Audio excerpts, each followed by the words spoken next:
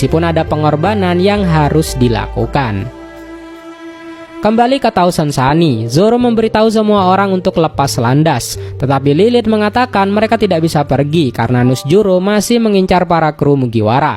Tiba-tiba Atlas terbang ke arah Lilith dan menjatuhkannya sebelum memutus koneksinya ke Pangrecord, yang membuat York berpikir kalau Lilith sudah mati.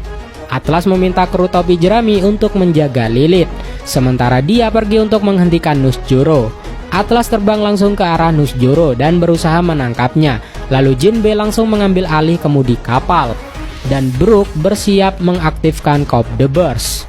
Selanjutnya Atlas berhasil menangkap Nusjuro, namun tangannya tertebas pedang Nusjuro. Dia membawa pergi jauh Nusjuro dengan roketnya. Sementara itu Thousand Sunny berhasil lepas landas ke langit.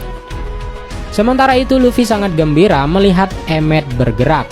Emmet mengungkapkan kebahagiaannya saat melihat Joy Boy lagi, meskipun ia merasa kesal saat Luffy bingung tentang siapa yang ia bicarakan.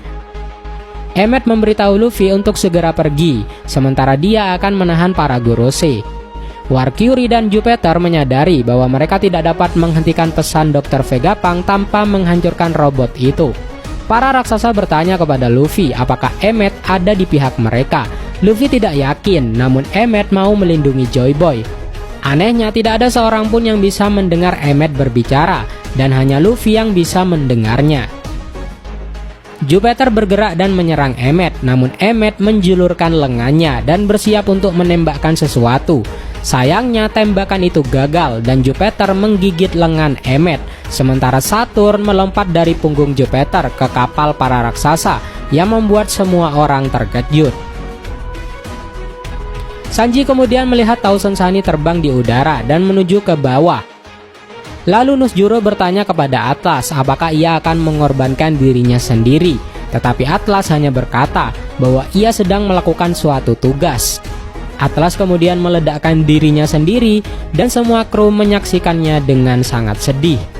Sementara York melompat kegirangan karena menjadi satu-satunya Vegapunk yang tersisa.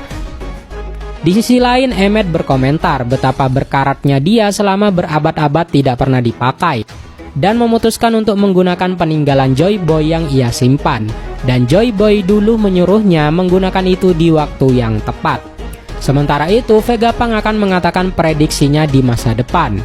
Bajak laut prajurit raksasa bertahan melawan serangan Saturn, dan Luffy menyiapkan serangan lain, tapi dia berhenti ketika melihat Bonnie telah pulih dan berubah kembali menjadi mode Sun God Nika.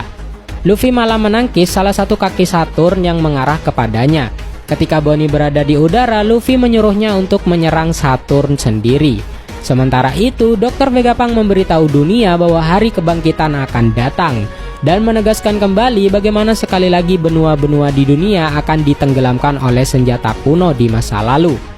Dia juga mengatakan bahwa ada seseorang yang sedang mencoba untuk menghapus keturunan ras langka, seperti Buccaneer, Lunarian, dan suku Mata Tiga, dan itu ada hubungannya dengan sebuah hal misterius dalam sejarah.